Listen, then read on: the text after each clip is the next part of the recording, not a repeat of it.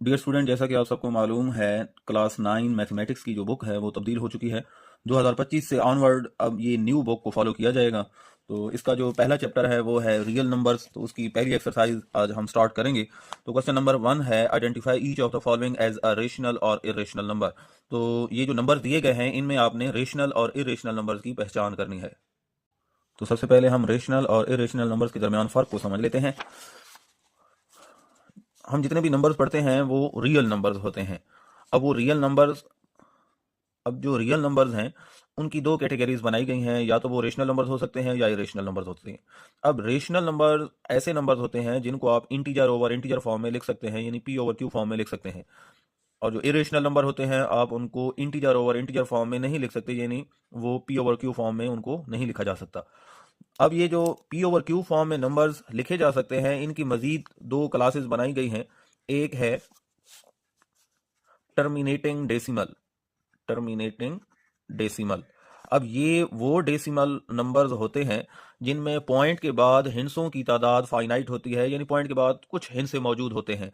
मिसाल के तौर पर लिखा जाए 0.25। अब पॉइंट के बाद दो हिंसे हैं, या एक और मिसाल ले लेते हैं 259.6274। अब पॉइंट के बाद हिंसों की तादाद फाइनाइट है तो ये दोनों रेशनल नंबर होंगे क्योंकि ये टर्मिनेटिंग डेसिमल में आते हैं। अगर हिंसों की तादाद नॉन टर्मिनेटिंग प्लस रिकरिंग भी हो, रिपीटिंग भी कहते हैं, रिकरिंग भी कहते हैं, तो वो भी रेशनल नंबर्स होते हैं।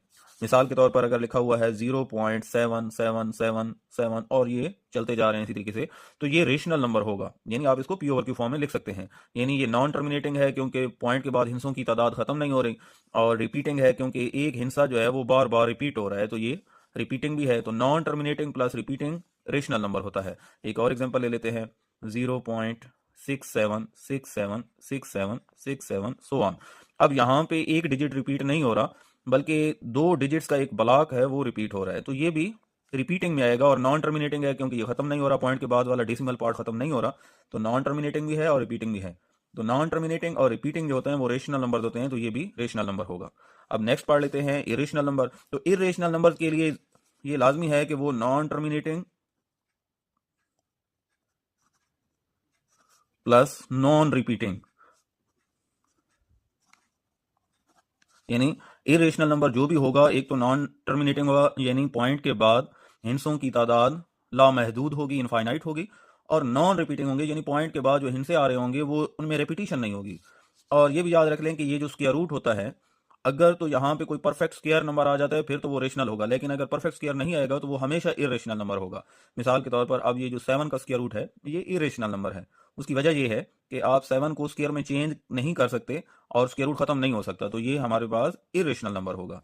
जबकि अब अगर हम 4 स्क्वायर रूट देखें तो ये एक रेशनल नंबर है क्योंकि आप इसको 4 परफेक्ट स्क्वायर है, मतलब आप इसको स्क्वायर में चेंज कर सकते हैं। इससे होगा ये कि ये जो पावर 2 है ये स्क्वायर रूट से कैंसिल हो जाएगी और ये हमारे पास 2 आंसर आएगा। तो ये एक रेशनल नंबर है, 2/1 की फॉर्म, यानी इंटीजर ओवर इंटीजर फॉर्म में आप इसे लिख सकते हैं, तो ये रेशनल नंबर होगा। तो यानी जब भी स्क्वायर रूट आ जाए और स्क्वायर रूट की जो नीचे टर्म पड़ी हो वो परफेक्ट स्क्वायर होगी तो वो रेशनल नंबर होगा, अदरवाइज इरेशनल नंबर होगा। तो अब हम क्वेश्चन स्टार्ट करते हैं। नंबर 1 का जो पहला पार्ट है 2.353535, क्या ये रेशनल नंबर है या इरेशनल नंबर है? तो ये मैंने सारे क्वेश्चन इस तरह लिख लिए हैं, तो हम यहाँ पे ये कर लेते हैं। तो ये हमारे पास रेशनल नंबर होगा। अब ये रेशनल क्यों है? क्योंकि अगर आप इसका पॉइंट खत्म कर दें तो आप इसको इंटीजर ओवर इंटीजर फॉर्म में लिख सकते हैं। ये देखें पॉइंट खत्म हो गया, 1 आ गया, पॉइंट के बाद जितने डिजिट पड़े हैं 6 डिजिट हैं तो 6 जीरो लगा लें, तो ये इंटीजर ओवर इंटीजर फॉर्म में आ गया, तो ये रेशनल नंबर है। नेक्स्ट सेकंड पार्ट है 0.6 बार। अब क्या ये रेशनल है या इरेशनल है? तो 0.6 बार का मतलब ये है, असल में ये नंबर है 0.666 सो ऑन, ये चलता जा रहा है, यानी पॉइंट के बाद हिंसों की तादाद इनफाइनाइट है, लामहदूद है, खत्म नहीं हो रहे, लेकिन 6 जो है वो बार बार रिपीट हो रहा है, तो इसको इस तरह रिप्रेजेंट किया गया है। अब पॉइंट के बाद हिंसों की तादाद खत्म ना हो तो ये नॉन टर्मिनेटिंग है, और एक ही हिंसा या हिंसों का एक ब्लॉक रिपीट होता है, रिपीटिशन होती है, तो वो रिपीटिंग होता है। तो मतलब ये नॉन टर्मिनेटिंग प्लस रिपीटिंग है, रिपीटिंग डेसिमल। तो non terminating plus repeating decimal जो होता है वो हमारे पास रेशनल नंबर होता है, ये हम पढ़ चुके हैं, तो ये एक रेशनल नंबर होगा। अब नेक्स्ट कर लेते हैं 2.2366067 और ये इस तरीके से 3 डॉट हैं, यानी ये चलते जा रहे हैं, हिस्सों की तादाद खत्म नहीं हो रही। तो क्या ये रेशनल है या इरेशनल है? तो देखें पॉइंट के बाद हिस्सों की तादाद लामहदूद है, यानी ये नॉन टर्मिनेटिंग है, नॉन टर्मिनेटिंग। और देखें अब पॉइंट के बाद जो डिजिट्स पड़े हैं उनमें कोई तरतीब मौजूद नहीं है, कोई रिपीटिशन मौजूद नहीं है, कोई एक हिस्सा या हिस्सों का एक ब्लॉक रिपीट नहीं हो रहा, तो मतलब ये नॉन रिपीटिंग भी है। तो नॉन टर्मिनेटिंग और नॉन रिपीटिंग ये दोनों बातें जब मिल जाती हैं तो वो जो नंबर होता है वो इरेशनल नंबर होता है। तो ये दिया गया नंबर इरेशनल नंबर है। नेक्स्ट है 7 स्क्वायर रूट। तो ये इसके बारे में हम डिस्कस कर चुके हैं कि 7 परफेक्ट स्क्वायर नहीं है, तो जब भी परफेक्ट स्क्वायर के ऊपर स्क्वायर रूट आता है तो वो रेशनल होता है। अगर एक नंबर परफेक्ट स्क्वायर नहीं है और उसके ऊपर स्क्वायर रूट आ गया है तो वो हमारे पास इरेशनल नंबर होगा। उसकी वजह यह है कि जब आप इसको डेसिमल में कन्वर्ट करते हैं तो इसी तरीके का एक डिजिट आता है, यानी नॉन टर्मिनेटिंग डेसिमल और नॉन रिपीटिंग डेसिमल आपके सामने आती है। तो इसलिए हम जब भी इस तरह का पार्ट आता है तो हम उसे इरेशनल नंबर कहते हैं। अब नेक्स्ट है ई। अब ई को एलर कांस्टेंट भी कहते हैं, एलर कांस्टेंट। असल में इसकी वैल्यू है 2.718281 और सो ऑन। अब देखें पॉइंट के बाद जो हिंसों की तादाद है वो लामहदूद है, यानी ये नॉन टर्मिनेटिंग है, और पॉइंट के बाद हिंसों में कोई रेपिटेशन भी नहीं है, तो इसलिए ये इरेशनल नंबर होगा। तो ई इरेशनल नंबर है।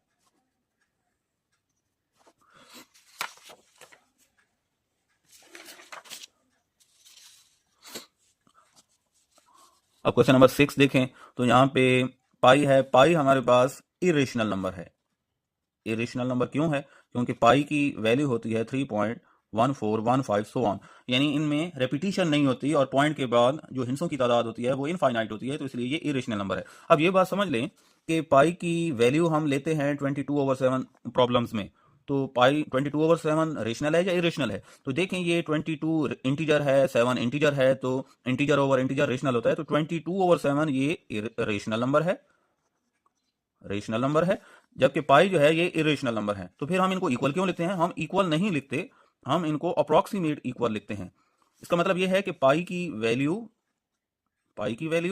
और 22/7 की वैल्यू ये बहुत करीब करीब हैं, तो हम अपने क्वेश्चन और कैलकुलेशन को आसान बनाने के लिए हम पाई की जगह 22/7 पुट कर देते हैं ताकि हमारा जो कैलकुलेशन है वो आसान हो जाए। अदरवाइज ये पाई रेशनल नंबर है, 22/7 रेशनल नंबर है।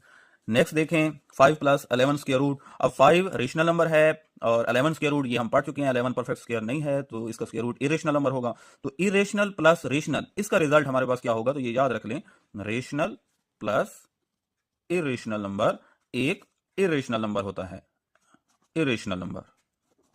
अब नेक्स्ट देखें 3 square root plus 13 square root.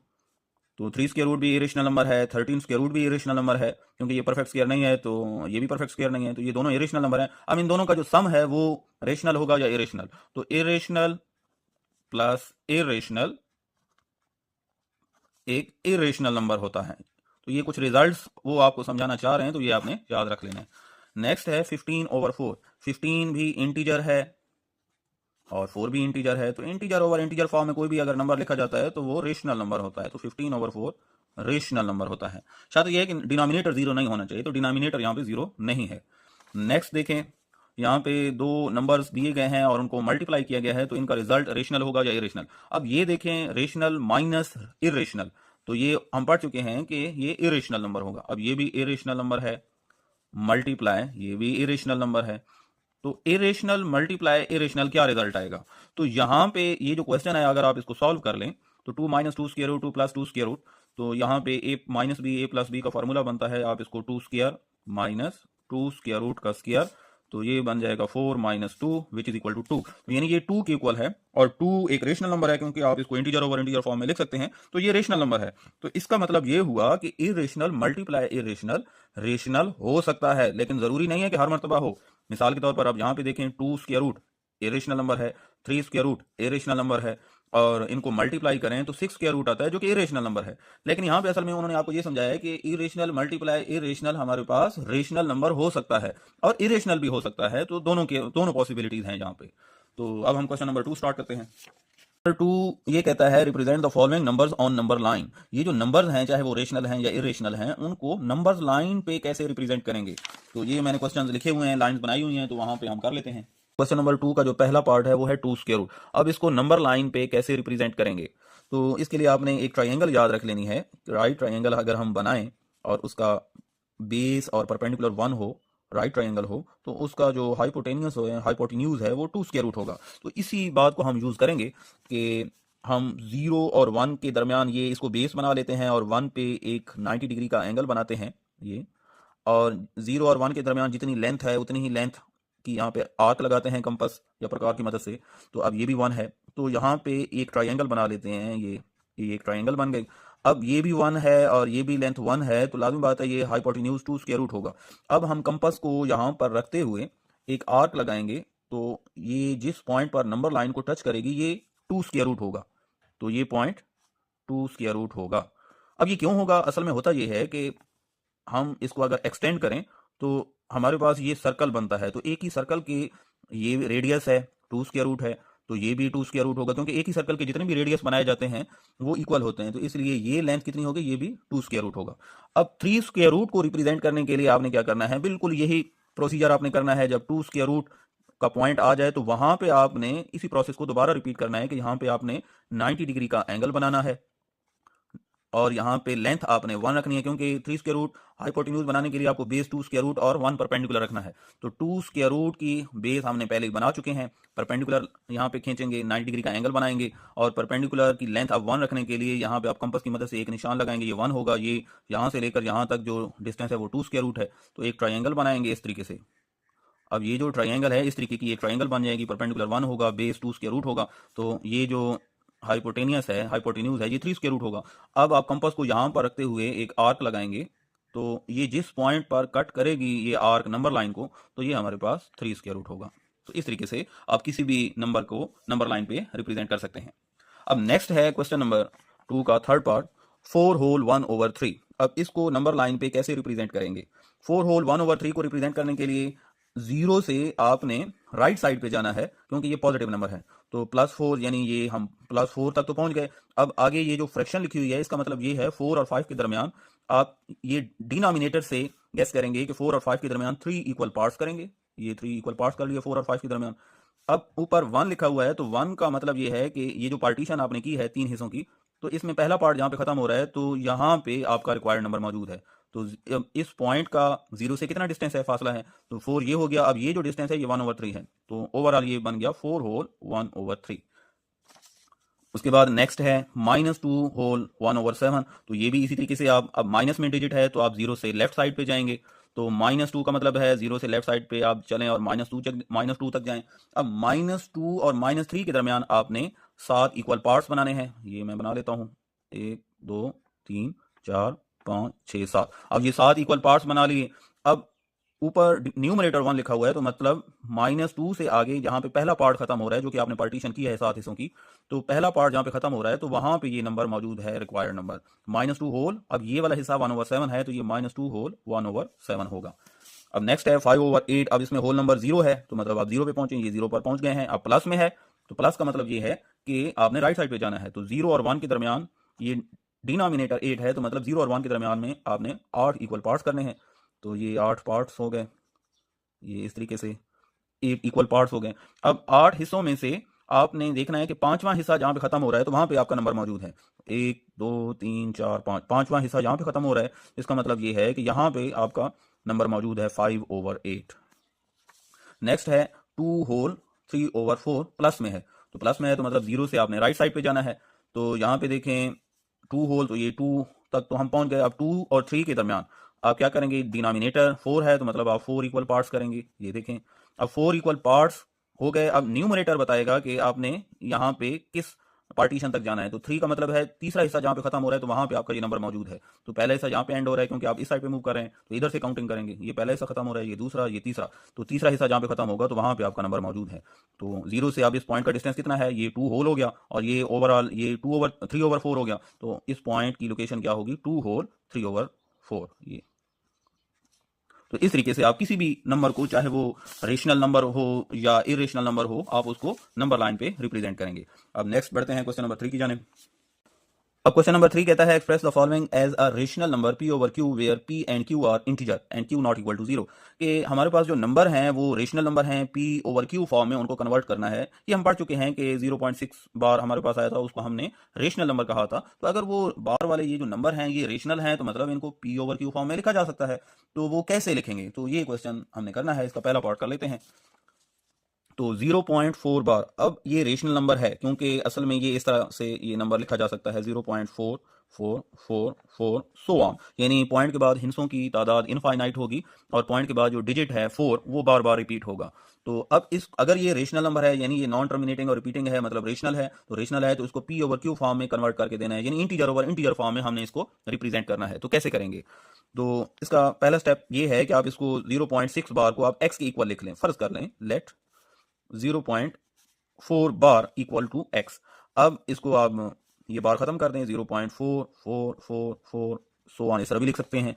अब इसको आप इस तरह करें, 10 से मल्टीप्लाई कर दें बोथ साइड को, तो ये बन जाएगा 10x और यहाँ पे 10 मल्टीप्लाई 0.4444 सो ऑन।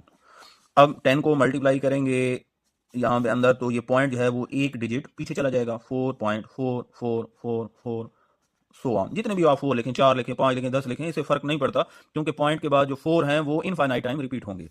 अब 10x इक्वल, अब किसी भी डेसिमल नंबर को आप जो होल पार्ट है उसको अलग कर सकते हैं, 4 प्लस 0.4444 सो ऑन, यानी अगर लिखा हुआ है ना 1.5 तो आप इसको लिख सकते हैं 1 प्लस 0.5। तो मैंने इसी बात का यूज करते हुए 4.444 को इस फॉर्म में लिख दिया है। अब 0.444 ये सारा जो नंबर है ये हम पढ़ चुके हैं कि ये तो x के इक्वल है, तो इसकी जगह हम x लिख लेते हैं।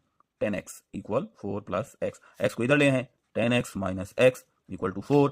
अब ये 9x इक्वल टू 4, x यहाँ पे पड़ा रहे और 9 को डिवाइड कर दें इधर दूसरी साइड पे, 4/9। अब x क्या है, x तो हमारे पास 0.4 बार था, तो 0.4 बार इक्वल आ गया 4/9। अब देखें हमने 0.4 बार को इंटीजर ओवर इंटीजर फॉर्म में रिप्रेजेंट कर दिया है, यानी 0.4 बार इक्वल है 4/9 के। तो ये रेशनल नंबर है जिससे ये हमारे पास नंबर की फॉर्म आती है।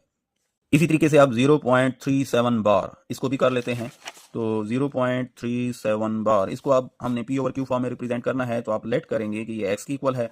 अब आपने क्या करना है कि बार को खत्म कर लेना है, तो इसको हम लिख सकते हैं 0.373737 जितनी मरतबा भी लिखें क्योंकि ये इनफाइनाइट टाइम रिपीट होगा।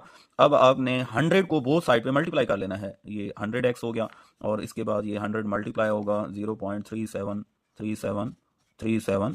ये देखिए मैं ज़्यादा मरतबा लिख रहा हूँ तो लिख सकते हैं आप। अब ये बन जाएगा 100x इक्वल, ये मल्टीप्लाई करेंगे तो ये पॉइंट जो है ये 2 डिजिट पीछे चला जाएगा, तो ये बन जाएगा 37.373737 सो ऑन।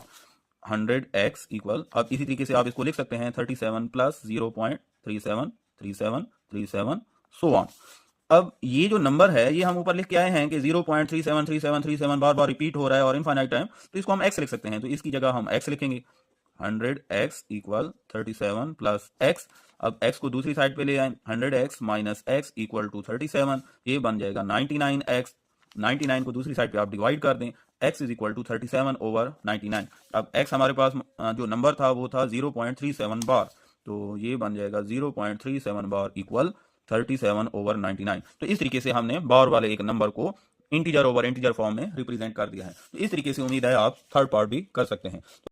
तो अगर आपको मेरी ये वीडियो पसंद आई है तो आप मेरे चैनल को सब्सक्राइब करें, लाइक करें और आप मुझे इनकरेज करें ताकि मैं आपके लिए इसी तरीके से मज़ीद वीडियोस बना सकूं।